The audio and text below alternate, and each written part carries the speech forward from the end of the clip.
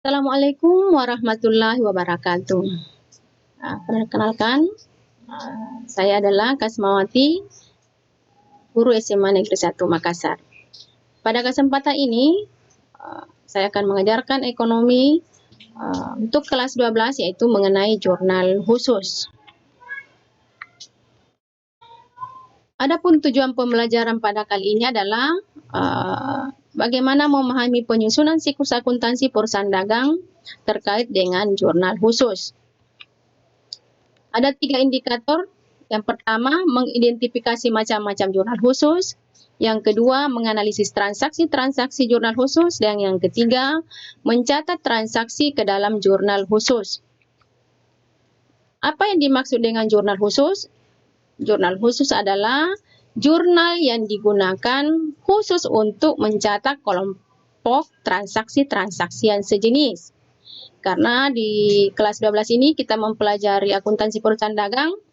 Nah, di perusahaan dagang itu banyak transaksi-transaksi yang sejenis yang kejadiannya berulang. Ada beberapa jurnal khusus, yaitu yang pertama jurnal penjualan, yang kedua jurnal pembelian, yang ketiga jurnal penerimaan kas, yang keempat jurnal pengeluaran kas, dan terakhir jurnal umum atau biasa disebut dengan jurnal memorial.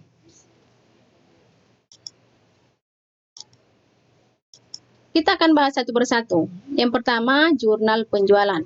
Jurnal penjualan ini digunakan khusus untuk mencatat transaksi penjualan secara kredit.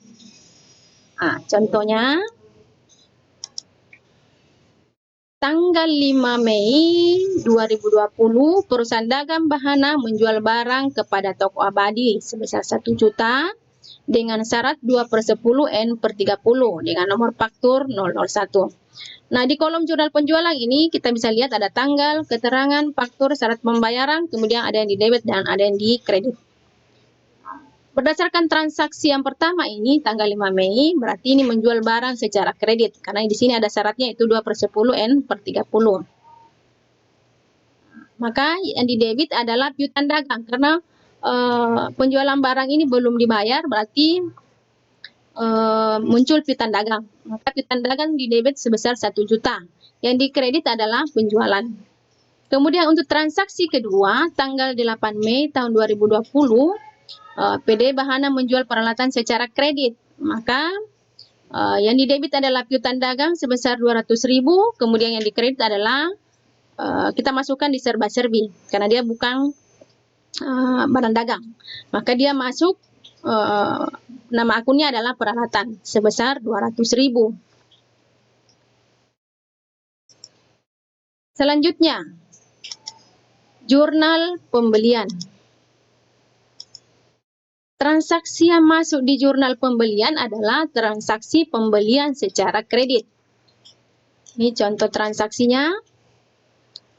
Tanggal 9 Mei, PD Bahana membeli barang sebesar 5 juta dengan syarat 5/10 N/30 dengan nomor faktur 010. Kemudian tanggal 10 Mei membeli perlengkapan secara kredit sebesar 500.000.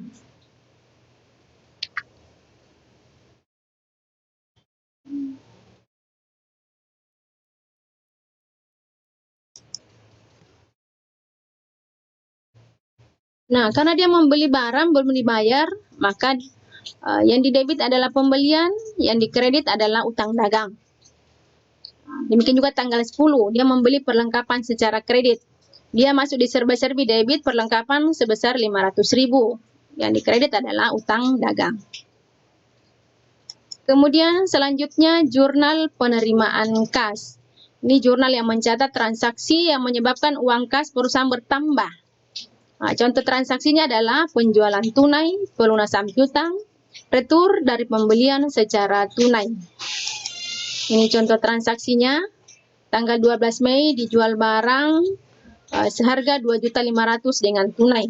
Maka analisisnya adalah karena dia jual barang secara tunai berarti kasnya bertambah 2.500.000. Kemudian penjualan di kredit sebesar 2.500.000. Di tanggal 14 Mei diterima pelunasan piutang, berarti kasnya bertambah sebesar 4.900.000 karena dia dapat potongan 100.000 ya. Yang dikredit adalah piutang dagang sebesar 5 juta. Kemudian diterima bunga deposito dari Bank Mandiri sebesar 5.500.000. Maka kasnya bertambah 5.500.000. Yang dikredit adalah pendapatan bunga sebesar 5.500.000. Selanjutnya jurnal pengeluaran kas, yaitu jurnal yang mencatat transaksi yang menyebabkan uang kas perusahaan berkurang. Contoh transaksinya adalah pembelian tunai, pelunasan utang, retur dari penjualan secara tunai, prepay, dan pembayaran beban-beban. Ini contoh transaksinya. Tanggal 17 Mei dibeli barang dari PD Barokah seharga 3 juta dengan tunai. Dia beli barang secara tunai. Berarti kasnya keluar, berarti kasnya dikredit, yang didebit adalah pembelian. Kemudian tanggal 18 Mei dilunasi utang.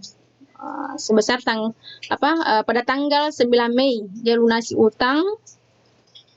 Maka di sini ini terkait dengan transaksi tanggal 9 Mei di mana ada utangnya sebesar 5 juta.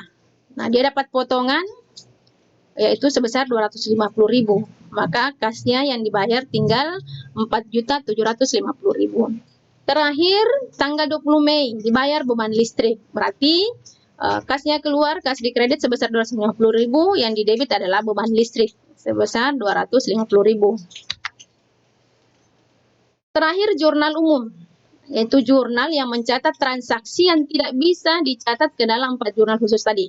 Itu jurnal penerimaan kas, pengeluaran kas, jurnal pembelian, dan jurnal penjualan. Nah, contoh transaksinya di sini adalah retur dari penjualan kredit dan retur dari pembelian secara kredit. Ini contoh transaksinya, tanggal 25 Mei dikembalikan barang yang telah dibeli secara kredit kepada PD Bakti sebesar 200.000. Maka transaksinya adalah utang dagang di debit sebesar 200.000, retur pembelian di kredit sebesar 200.000. Kemudian tanggal 27 Mei diterima kembali barang yang dijual, berarti retur penjualan di debit, yang dikredit adalah piutang dagang sebesar 100.000. Nah, itulah tadi materinya. Sekarang kita akan latihan jurnal khusus. Ini soalnya toko arwana usaha jual beli ikan hias selama bulan Maret. Dari transaksi tanggal 1 sampai 5, kemudian ada transaksi tanggal 10 Maret, ada transaksi tanggal 15 Maret. Nah, dari transaksi di atas diminta untuk mencatat ke dalam jurnal penerimaan kas. Nah, kita analisis. Tanggal 1 Maret dijual 10 ikan lohan secara tunai. Berarti kasnya bertambah 5 juta, penjualan 5 juta. Bisa kita lihat, kasnya 10 juta di debit, yang dikredit adalah penjualan. Kemudian transaksi tanggal 5 Maret dijual akuarium kepada Tuan Agus tunai seharga 5 juta. Maka kasnya keluar dijual akuarium, kas bertambah 5 juta. Dijual akuarium berarti dia termasuk di serba-serbi peralatan 5 juta. Ya. Kemudian tanggal 10 Maret diterima komisi dari penjualan ikan sebesar 750.000. Diterima komisi berarti kasnya juga bertambah. Kasnya bertambah berarti kas di debit 750.000. Kemudian yang dikredit adalah pendapatan komisi sebesar 750.000. Terakhir, berdasarkan soal, tanggal 15 Maret dikembalikan ikan hias yang dibeli secara tunai karena tidak sesuai pesanan. Karena ini dibeli secara tunai, maka dikembalikan juga, ya. Maka kasnya debit sebesar 400.000, kemudian yang di kredit adalah retur pembelian sebesar 5.500.000. Baiklah, demikianlah pembelajaran kita hari ini. Terima kasih, mudah-mudahan bermanfaat. Terima kasih. Assalamualaikum warahmatullahi wabarakatuh.